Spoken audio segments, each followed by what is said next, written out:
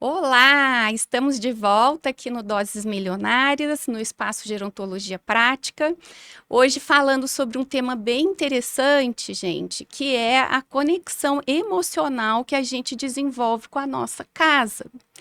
E eu estou recebendo aqui uma arquiteta, a Marta Lemos, que trabalha com arquitetura afetiva. Então, a gente vai falar um pouco sobre essa questão da arquitetura afetiva e o que acontece quando a gente vai envelhecendo, né? Como é o envelhecimento nessa casa? A história influencia, o que a gente vai ter que mudar e como que a gente vai fazer essas mudanças sem ferir, né? Essa conexão emocional desenvolvida muitas vezes ao longo de uma vida toda, né, Marta? Porque às vezes a pessoa nasceu, cresceu e está idosa naquela casa, né? Na mesma casa. Então, seja muito bem-vinda, Marta, Obrigada. e obrigada por ter aceitado o convite para Obrigada a falar com a você pelo gente. convite. Amo falar desse tema. A arquitetura afetiva é a minha especialidade hoje dentro da arquitetura. E o que, de fato, acho que a gente pode começar. Posso explicar o que é a arquitetura afetiva, para as pessoas Ai, acho super entenderem? importante. Porque às vezes a gente tem uma certa dúvida e acha que a arquitetura afetiva é apenas coisas que remetem ao passado. E na verdade não. A arquitetura afetiva é uma arquitetura que ela causa sensações e faz sentido.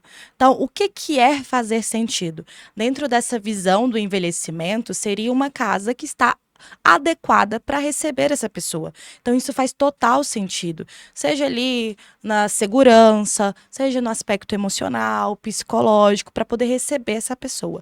Então isso faz sentido para aquela pessoa. Além que para aquela pessoa que está mais velha vai fazer sentir o quê? A questão da quando a gente vem para o lado afetivo é trazer a ancestralidade. Então, sim, a gente vai trazer coisas mais antigas, que remetem ao passado, à ancestralidade daquela pessoa, para poder trazer um pouco mais de pertencimento. Então, isso é a arquitetura afetiva, É só para muito poder esclarecer. interessante, né, Marta? Eu trabalho com adaptação de ambientes para pessoas com deficiência e pessoas idosas. Já tem mais de 20 anos que eu faço isso, né?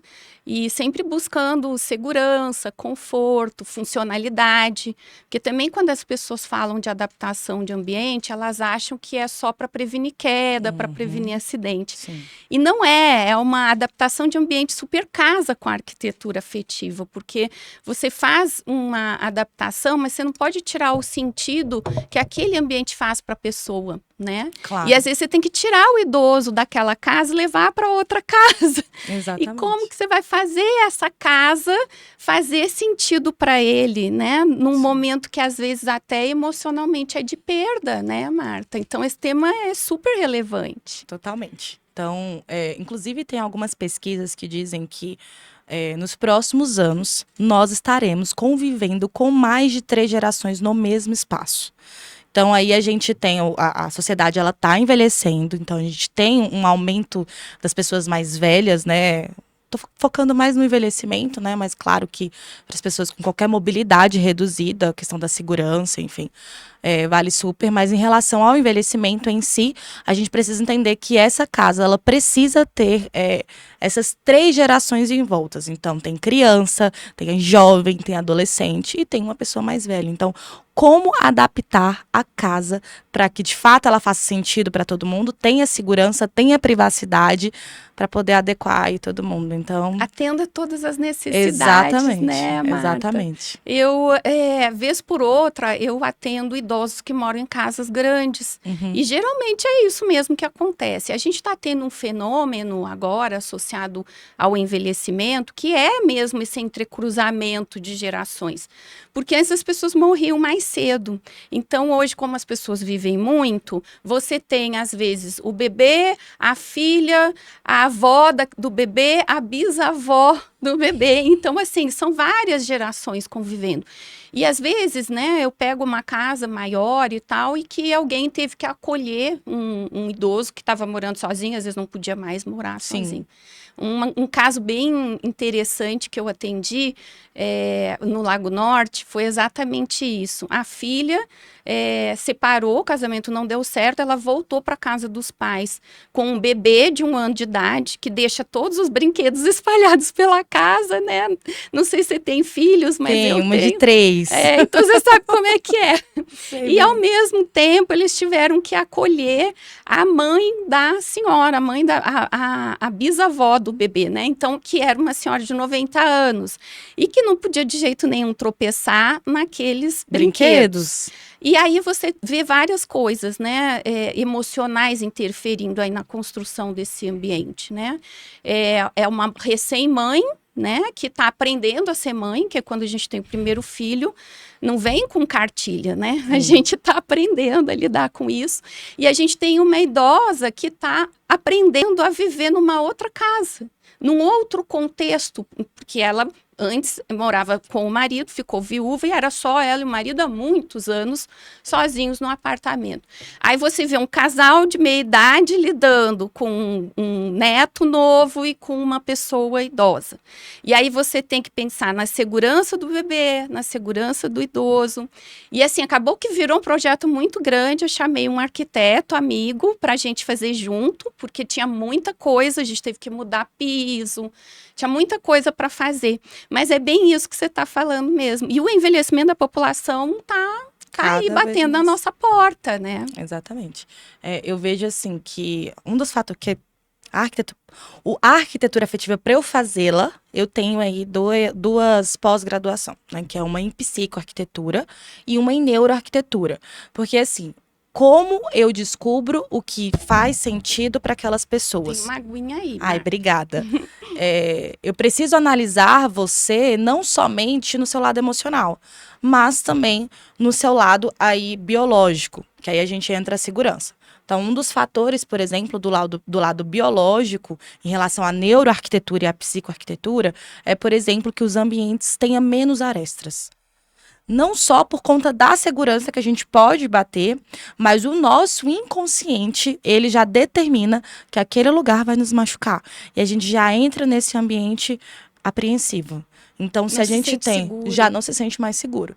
Então, assim, você imagina isso para um idoso. Saiu do lar dele, que é onde ele construiu memórias, construiu a sensação, a necessidade de pertencimento, que é outra sensação que nós, como seres humanos, precisamos ter para ter bem-estar. Sensação de pertencimento. Dos sentimentos que a gente precisa para chegar nessa sensação de pertencimento é a nostalgia.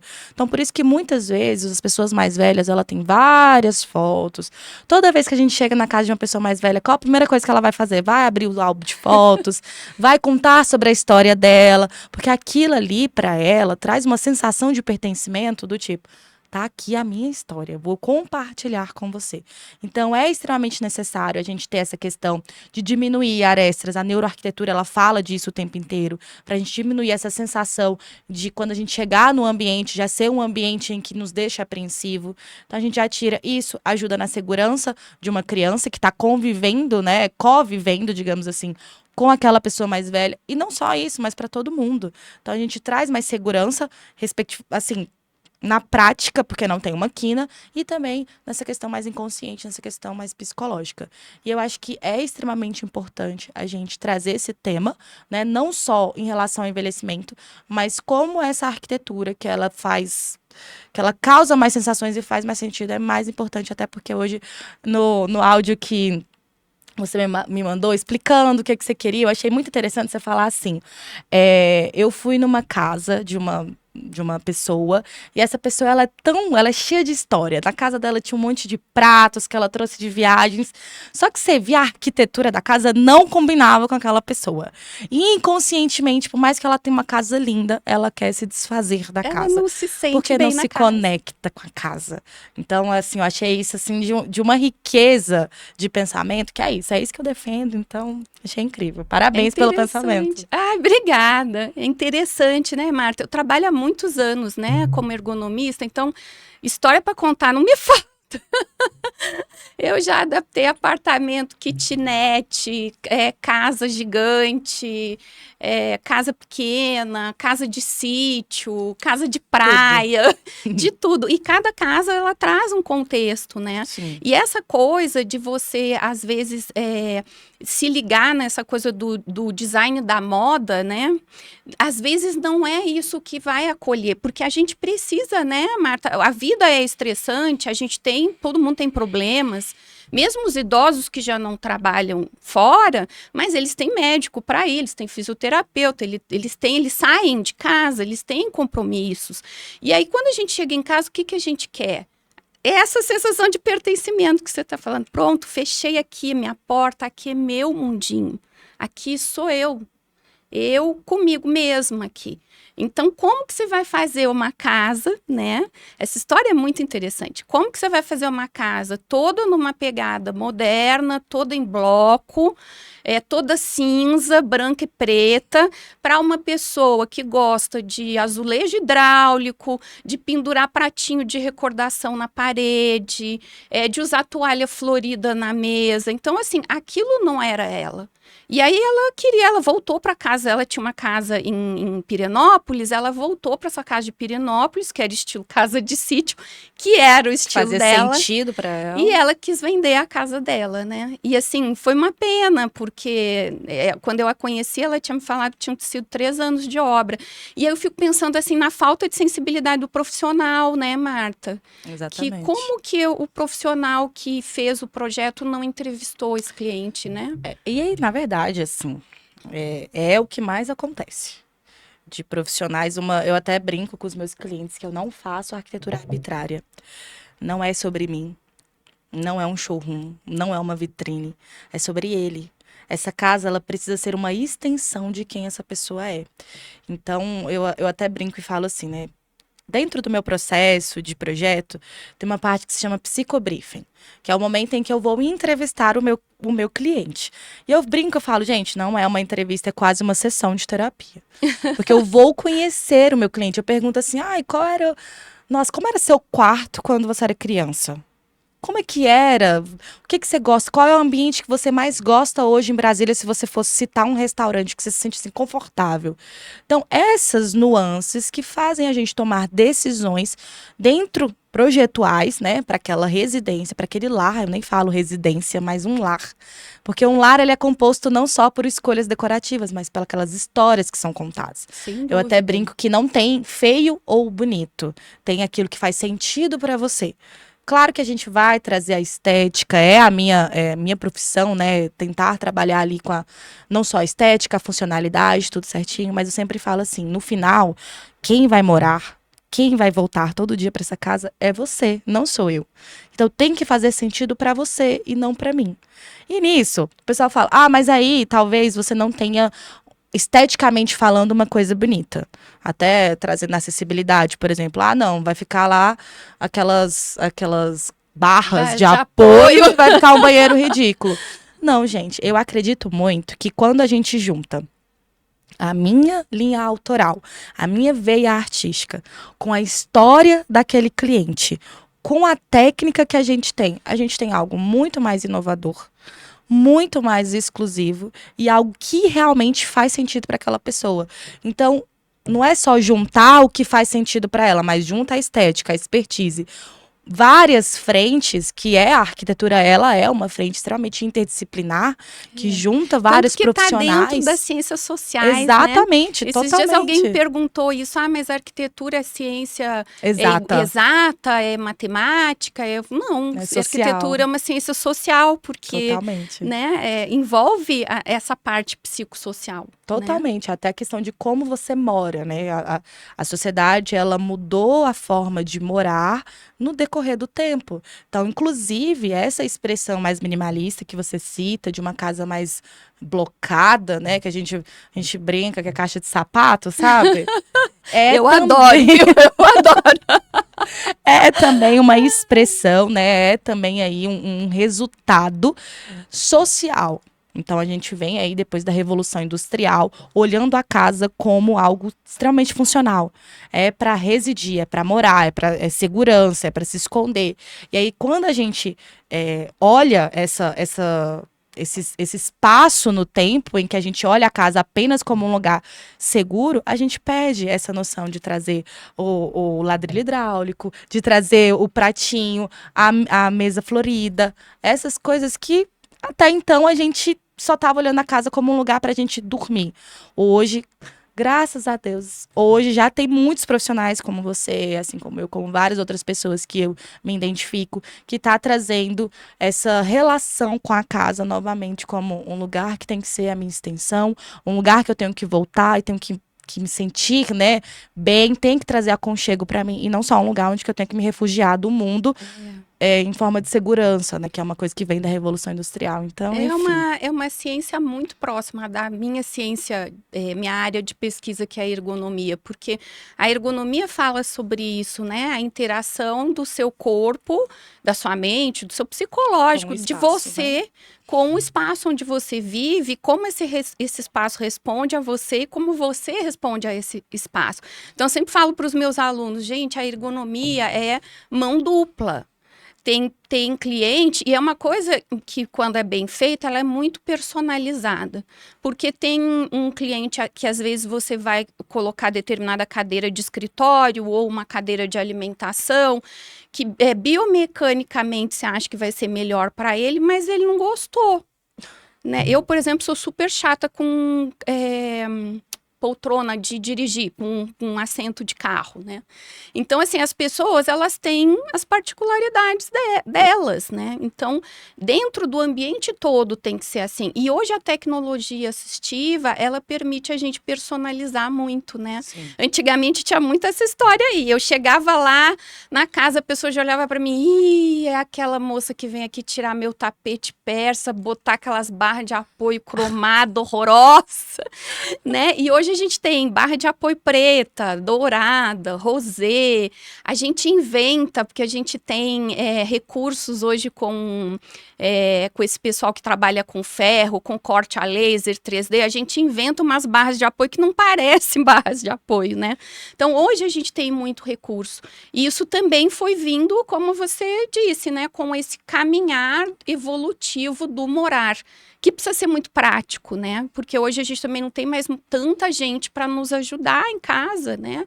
Então, as coisas precisam ser práticas. Quando eu olho, Marta, aqueles sofás, eu vejo eu gosto de casa em bloco, né? Eu te falei, a minha casa é quadrada, eu gosto, mas eu tenho vários pontos da minha decoração que tem coisas clássicas que eu gosto. Adoro sofá Chesterfield, adoro prata, então tem umas coisinhas lá antigas, né?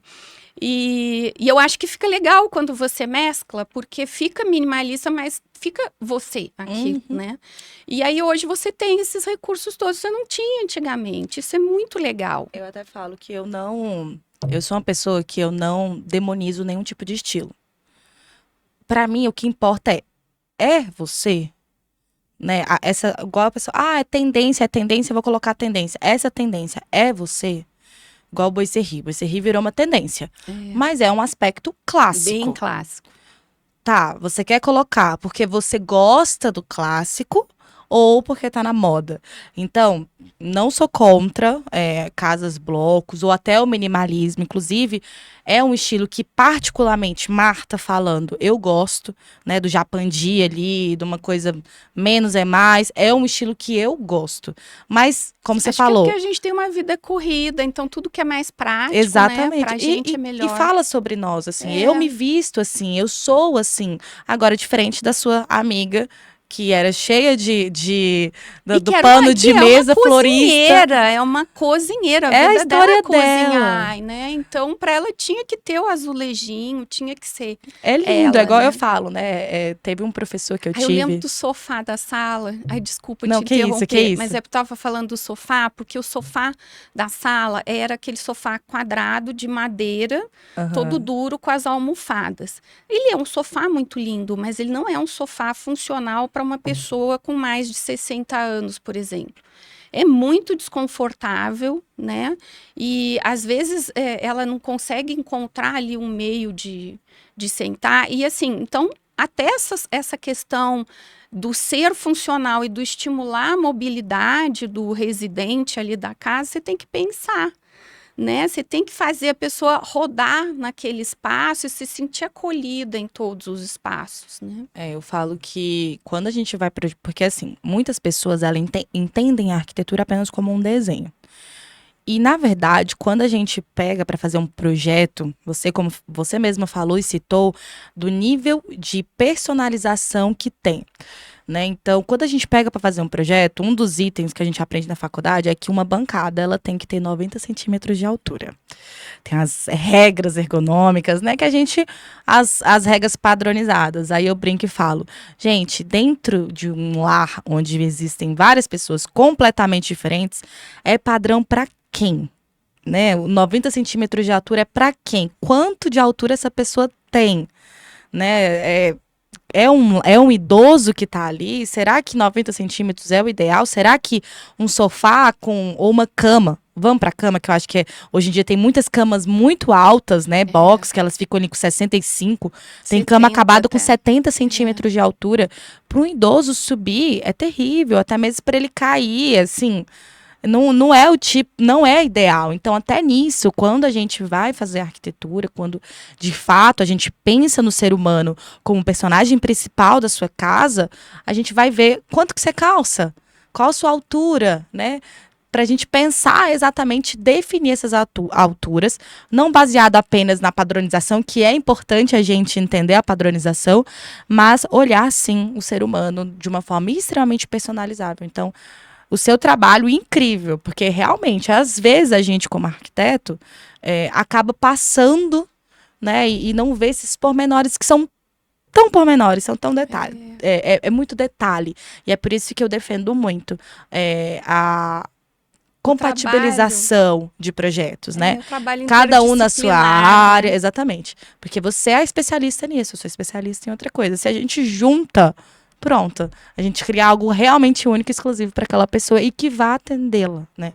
Que eu acho que é o mais importante. E que ela vai querer ficar ali naquela casa, né? Sim. Ela vai querer ficar, viver ali, né? Para mim é muito importante isso. Eu chegar em casa e eu me sentir pertencente àquilo, né? E eu mudei ano passado algumas coisas no meu quarto. Tinha um papel de parede que eu detestava. E aí eu pus uma parede de madeira. Aí daqui a pouco eu vi, e eu já tinha uma cadeira Charles Imes, eu tenho TV no quarto e ela ficava meio de lado assim para TV. Falei, vai ficar lindo com madeira. E aí agora eu tô com madeira no chão, madeira na parede. E assim, me dá tanto prazer chegar no meu quarto, é o meu refúgio ali, sabe? E é um ambiente que tem coisas minhas, eu gosto muito de ler, então, por exemplo, tem uma estante, tem muito livro, papel e coisa, mas tem essa pegada também do minimalismo, de não ser uma coisa tão colorida, enfim. E às vezes também quando a gente pega uma pessoa idosa, às vezes ela gosta do colorido. E como que você vai botar o colorido se às vezes a estampa, por exemplo, listrado pequenininho, bolinha, flor pequenininha, dá tontura em idoso, né? Então, essa parte que você faz da sua entrevista, como é que você chama? Psicobriefing. Esse seu psicobriefing, ele é maravilhoso, né? Porque aí aí a gente você vai consegue entender, né, tudo e realmente. até para saber negociar aquilo que vai precisar ajustar. Exatamente. Né? Eu até falo assim que sim, respeito a história do meu cliente, o que ele gosta, mas eu sempre trago aquilo que pode impactar. Por exemplo, eu tive um cliente nos dias anteriores que, enfim, Bruno, tá lembrando, né? Ele porque queria a luz branca. Aí eu vim trazer para ele, por A mais B, o porquê que a luz branca não era interessante para ele. Não só a nível estético, mas a nível biológico. O quanto que essa luz branca, ela impacta isso dentro de ambientes que, por exemplo, sala, quarto. Aquele ambiente é para quê? Para descansar, não é para trabalhar. Então, teoricamente, a gente só vai ligar a luz à noite. E à noite a gente é feita para quê? Para descansar. Né, pra gente dar um. Então, eu sempre trago, por mais de respeitar a história do meu cliente, respeitar o gosto dele, eu sempre trago também essa questão mais técnica, né? E falo o porquê das coisas. Como, por exemplo, você falou das listras, da bolinha, que é importante salientar. Então, olha, eu entendo e respeito a sua história, mas tá aqui a segurança que também precisa vir em primeiro lugar. Mas eu achei engraçado você falar que você trocou por madeira, e aí agora tem madeira no chão, tem madeira na parede, tem madeira em tudo quanto é lugar. E que você se sente bem. Cinza. E que você se sente bem. E aí eu vou te explicar o porquê que você se sente tão bem. Nós, seres humanos, eu não sei nem se você não saiba, né? Porque é inteligentíssima, sabe super tudo. Mas trazer para as pessoas. Mas a gente sempre tem o que aprender uns com os Verdade, outros, verdade. né, Marta? A gente tem agora um termo chamado design biofílico no meio da arquitetura, né? No meio do design. O que é o design biofílico? É você trazer aspectos da natureza para dentro do seu lar. Porque a gente já entendeu que a gente precisa estar mais perto da natureza. Mas a gente também não vai morar na floresta. Então, como que a gente vai fazer isso para o nosso lar de uma forma que combine com a nossa vida corrida, que seja esteticamente bonito, mas que também traga aí essa vida, né? Que biofilia significa amor à vida. Então, por exemplo... Que lindo, não conhecia. É bem legal. E aí você falou, eu me sinto super bem, agora lá tem madeira de um lado, madeira do outro, tem os aspectos emocionais dos meus livros e tudo, mas numa questão biológica, né, o fato da madeira é porque nós, seres humanos, nós somos criados para viver, o nosso habitat natural era a natureza.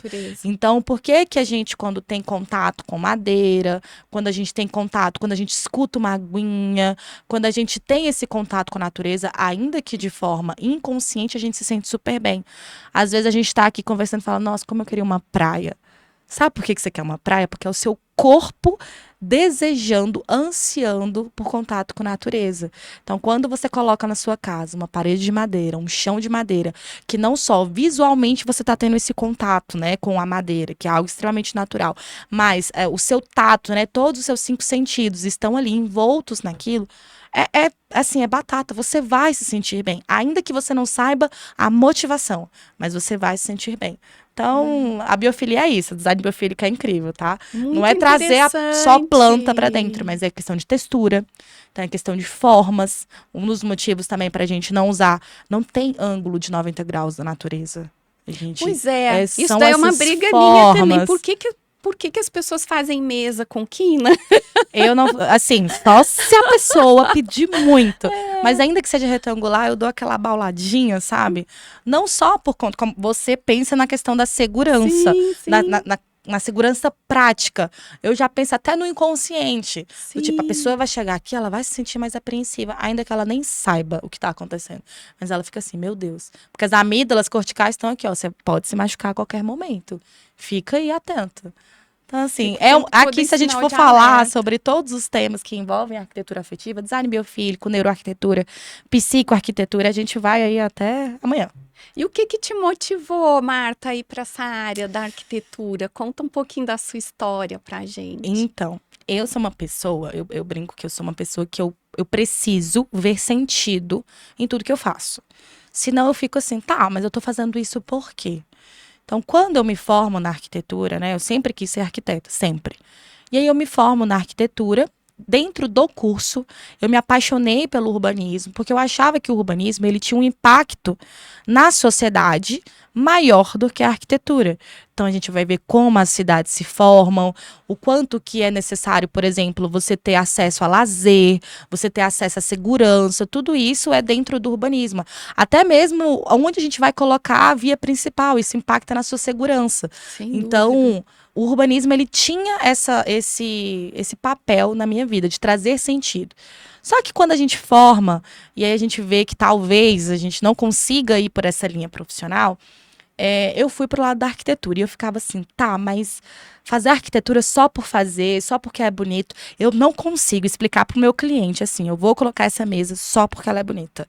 Eu achava isso tão superficial, tão pequeno, e eu falei, cara, eu preciso encontrar um sentido para isso que eu tô fazendo. E aí fui buscando na internet, buscando até que eu me deparo com uma arquiteta, o nome dela é Giovanna Gogos, total crédito a ela, e ela criou uma linha, né, é uma ciência que é reconhecida pelo MEC, que é a psicoarquitetura, que é esse olhar, né, para a pessoa em todas as frentes que a compõem.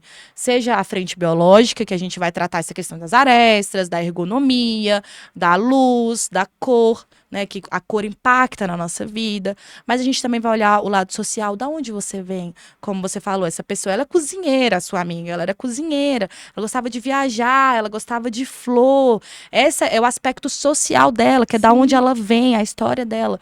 Além disso, eu vou olhar o seu aspecto pessoal também, quais são os seus gostos pessoais? Por exemplo, você diz que gosta, sua casa é bloco, você gosta do minimalismo, mas eu tô olhando aqui pra você, você tá com um brinco riquíssimo em detalhe, você tá com um estilo de roupa mais clássico. Então, olha a nuance que é o teu gosto pessoal também. É um pouco misturado. É misturado total, porque é isso, né? A gente é um falo que eu sou retalho. muito eclética, Mas né? tem Porque que eu gosto de ser. tudo. Eu até brinco que pessoas que são muito uma coisa só, ela não tem história pra contar. Muito rígidas. Muito né? rígido. Acho que a vida é feita de retalhos e aí a gente fica uma E história de linda. resiliência, né? Total. E quando você é muito rígido, você não é resiliente. Não é, porque você E aí não você tá vai ali até envelhecer refazendo. mal, porque você não Exatamente. vai entender por que você está envelhecendo, você não vai buscar sentido naquilo que você está Exatamente. Porque você fazendo, né? não tem ali aquela resiliência, né, de voltar pelo caminho. E a quarta e última faceta é a espiritual. Então, olhar também o como que você vê esse lado espiritual. É pro lado A, pro lado B, ou não tem? Então, é olhar essa pessoa nessas 4 facetas. Eu falei assim, pronto, encontrei. E aí, depois da psicoarquitetura, eu já encontrei uma outra linha, que é a neuroarquitetura, que aí vai entrar mais nessa questão biológica. Além disso, o design biofílico. Aí eu falei, cara, eu preciso de um nome que represente todas essas frentes, todos esses estudos. Porque como eu vou explicar para o meu cliente exatamente o que eu acabei de falar? Psicoarquitetura, neuroarquitetura, design biofílico. Eu falei, eu vou trazer um resumão. Então, qual seria o resumo em uma palavra? Pronto, afetividade. E aí eu pensei, as pessoas confundem muito essa palavra, porque o que é afetividade? É uma explosão de sensações. Isso é afetividade. Então, pode ser que a afetividade seja uma coisa para mim, e pode ser que seja uma outra coisa para você. E é isso que é a graça. Não é uma coisa genérica, é uma coisa individual, personalizada, exclusiva e totalmente inovadora. Então, por isso que eu falo, a sua história vai definir tudo. Porque não Sem tem como dúvida. ser, a sua história só tem você no mundo do jeito que você é. E é isso, foi assim que eu me encontrei. Sou extremamente apaixonada. Falo que eu sou a embaixadora número 1. O pessoal vê o negócio de afetividade, sai me mandando, todo mundo. Mas eu sou apaixonada. Eu nesse trajeto aí de vida, mudei um pouco, né? Porque é isso que você falou, a pessoa também, ela muda.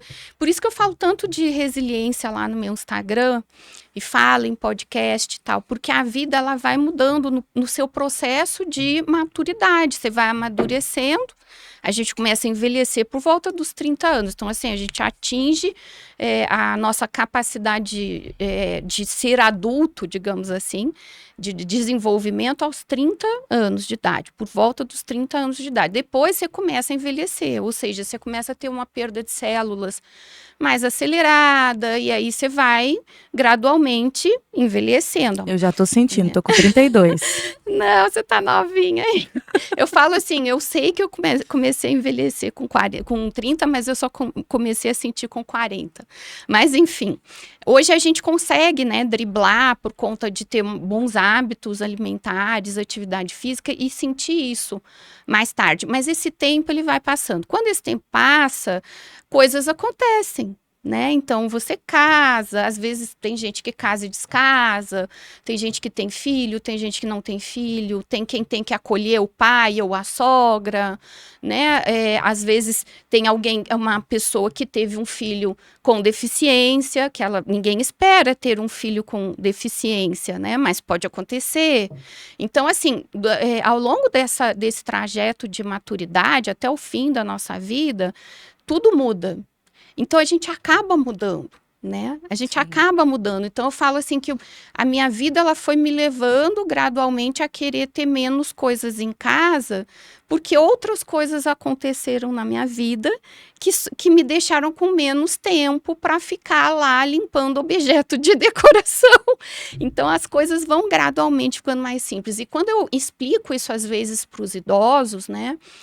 Na hora que eu vou tirar aquele monte de coisa da casa, porque às vezes é muita coisa. Tem Porque eles pessoas são que são acumuladores, acumuladoras, né? né? Então, às vezes você abre o guarda-roupa da pessoa, tem uma personal organizer que também me ajuda, e aí às vezes a gente abre junto o guarda-roupa e tem roupa lá que a pessoa não usa há 20 anos, né? E por que que essa roupa tá lá? E aí a pessoa fica naquele apego. Então eu sempre falo que a gente não pode ser apegado em nada, nem nos nossos processos humanos, porque envelhecer é desapegar. Você está em constante mudança, né? Então, às vezes, é desafiador mesmo você entender o momento daquela pessoa. E, às vezes, você tem que mudar, você tem que redecorar a sua casa, você tem que refazer, não é, Marta? E a gente tá sempre mudando tudo. Até porque eu brinco que, cara, se você me conhecer há um ano atrás, você não me conhece mais. Você vai precisar me reconhecer. Porque a gente te conheci, tô conversando com você. As minhas percepções de ergonomia vão mudar, de vida podem mudar. Vou bater ali em outra pessoa, bater de frente com outra pessoa. Vou conhecer, isso vai me mudar novamente. Então, daqui a um ano, se a gente se permitir também, né, mudar, conhecer outras pessoas, nos reconhecer, o quão diferente a gente vai estar. Então, eu acho que esse fato que você falou, que o envelhecimento é um processo de várias, né, várias perdas, acho que você falou tudo. Redescoberta, Redescobertas. reinvenção, né? A resiliência, eu acho que o processo de envelhecimento ele é totalmente isso. É você toda hora tá recalculando rota, o tempo Isso. todo. E aí até você chegar ali, né? E curtir o processo também, que eu acho que é totalmente importante. Senão Mas, você assim, adoece, né? Então você vai fazer uma casa que você tem que mexer muito em coisas que trazem história e tal. Você tem que mostrar para aquela pessoa que naquele momento da vida dela isto faz sentido. Que não quer dizer que a gente vai tirar tudo da vida dela, mas que naquele momento, por ela ter particularidades, faz sentido. E muitas vezes os idosos, eles falam assim pra gente, mas isso é só porque eu tô velho? Eu falo, não, a vida ela muda. Quando a gente é mãe, nossa casa muda quando a gente é mãe. Né? Quando a gente está grávida, quando a gente acolhe alguém, depois do casamento, quando a sua casa de solteiro é uma casa, sua casa depois de casada é outra casa, porque tem outra pessoa vivendo lá, né? a vida é feita de fases, né? É. Não é só o envelhecimento. Exatamente. A minha casa antes de Manu era um brinco. Vai na minha casa agora. Tem brinquedo por Brinquedo toda parte. até no teto, tem tudo. Mas também são fases, tudo é fase, E a gente né? tem que tentar curtir, né, Exatamente. Marta? Cada momento a gente tem que tentar curtir isso com resiliência, com prazer e entender que é assim mesmo. São passagens, são momentos, são fases. Então, quando eu soube do seu trabalho da arquitetura afetiva, eu fiquei super encantada, né? Porque envolve muito isso. E eu venho da área de reabilitação, né? Depois eu fui me especializando cada vez mais em design, em ergonomia, em adaptar em tecnologia assistiva, enfim. Mas eu venho de uma área que é muito afetiva, porque a pessoa ela não vai se reabilitar se ela não se sentir acolhida, se não tiver uma efetividade, um sentido no processo de reabilitação. Não adianta ele ir fazer 30 sessões lá de fisioterapia, de fonoaudiologia, de psicologia, se ele não vê sentido no que ele está fazendo. Né? Se a pessoa, por exemplo, está muito deprimida, às vezes ela precisa de um remédio para ela voltar a ver algum sentido para poder evoluir na psicoterapia, porque senão ela não vai evoluir, né? Então, todas as áreas da reabilitação são assim. E essa parte da arquitetura afetiva é isso, né? Se não tiver isso, a pessoa não vai entender essa evolução. né? E a gente agora está num processo até de fazer os clientes entenderem, né, isso. Entender que precisa ser sobre ele. Essa casa, ela precisa contar a história dele. Porque a gente acaba que veio a internet, assim, as pessoas, elas se pautam muito em tudo que acontece na internet. Então, eu quero uma casa igual a influenciadora tal. Eu quero uma roupa igual a influenciadora tal. Tá, mas o que você quer? Né?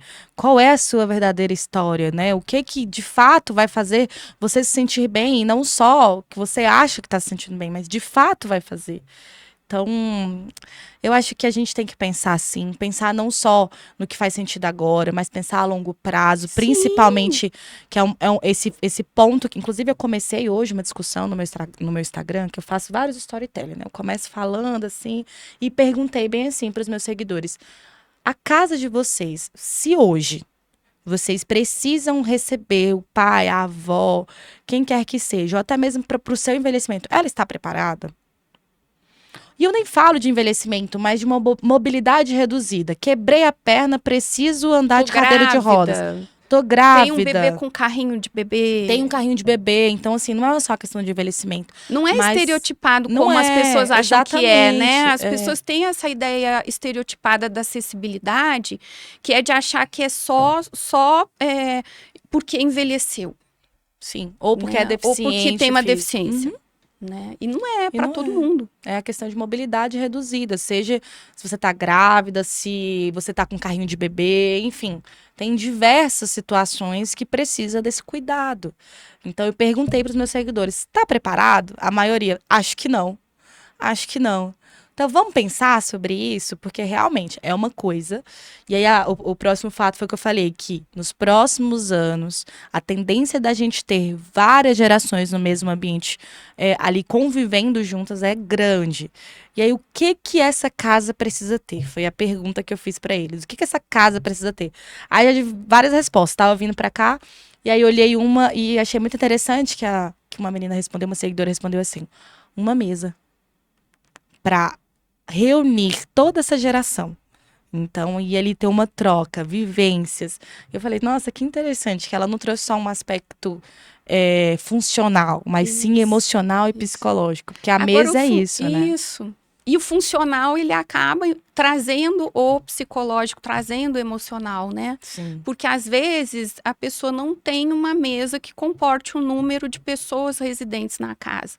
E aí acaba que todo mundo come em um lugar separado e tal, né?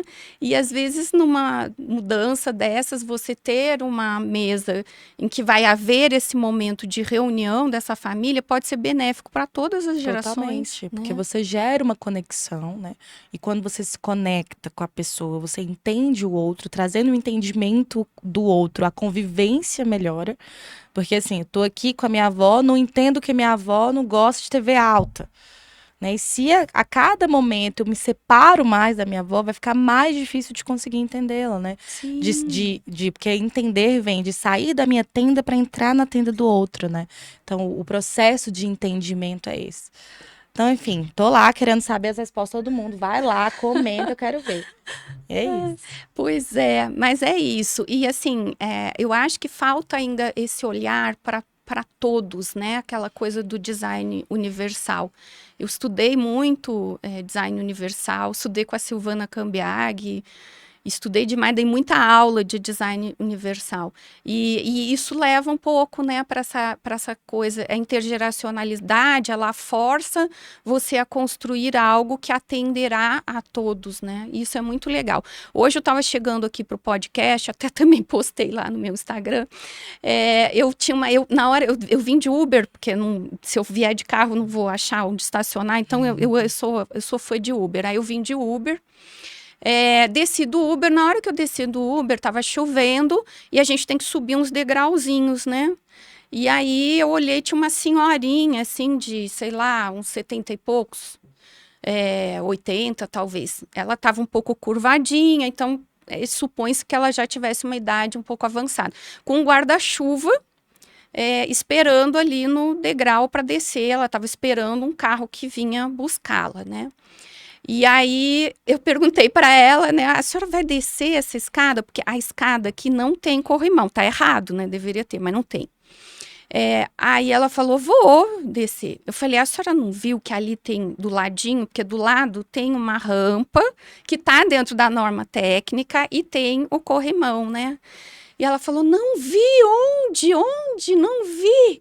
Ou seja, olha que é uma bobagem você esquecer de botar uma placa sinalizadora, mas é uma bobagem que pode salvar a vida de alguém. Exatamente, Né? imagina. Se Então, ela na cai. saída do prédio, como a rampa é do lado e intuitivamente você vai andar em direção ao que está na sua frente, tinha que ter uma placa ali indicando que para o lado esquerdo de quem está saindo tem uma rampa, tem acessibilidade, né? Então, eu sempre falo assim, não é intuitivo, as pessoas têm que ficar procurando uma acessibilidade, né? Isso é sacanagem. Isso é o né? contrário do desenho universal, né? O desenho universal, o exatamente. design universal, ele pensa isso, que tem que ser totalmente intuitivo. Intuitivo. A pessoa não tem nem que parar e pensar, ela tem que ser totalmente intuitiva, é o que você falou. Não tem que procurar onde tem corrimão, onde tá. Isso tem que acontecer naturalmente, na circulação, né, natural dela, né? Exatamente. Mas é muita coisa para falar, né, Marta? Muita coisa. Vamos ficar aqui até amanhã falando, mas eu amei a sua presença e tô super assim encantada com o seu trabalho, né? Obrigada. Espero que a gente consiga fazer coisas juntas, né? Parece que a gente é muito alinhada aí nos pensamentos, né? Eu comecei a estudar ergonomia, obviamente, por ergonomia do trabalho, e eu nunca me identifiquei. E eu criei meio que uma linha de ergonomia do lar, e depois eu fui estudar a cidade amiga do idoso, e aí eu entrei na parte do urbanismo, e eu também sou apaixonada por isso.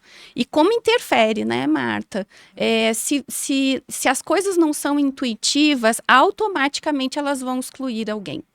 Né, que não é legal. Mas muito obrigada pela sua presença. Obrigada a você pelo convite, amei te conhecer, amei estar aqui.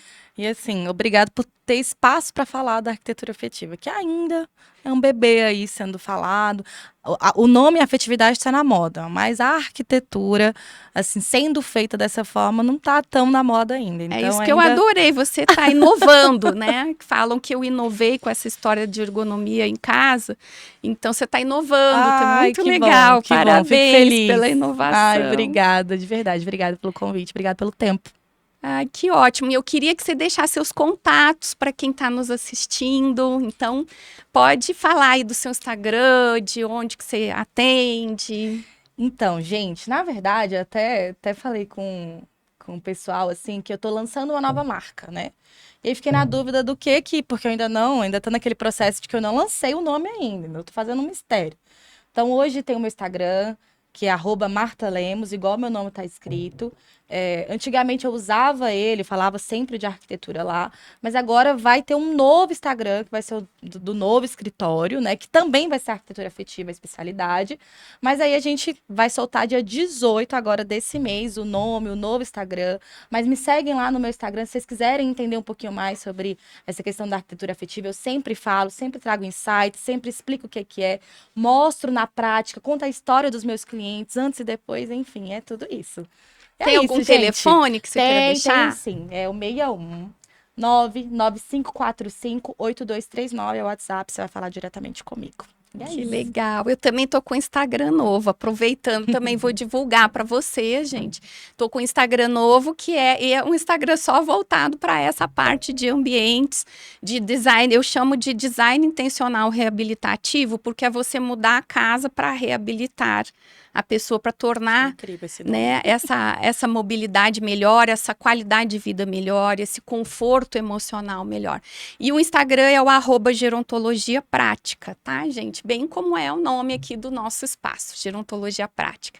Obrigada mais uma vez, Marta, e até a próxima, gente. Obrigada quem nos acompanhou. Tchau.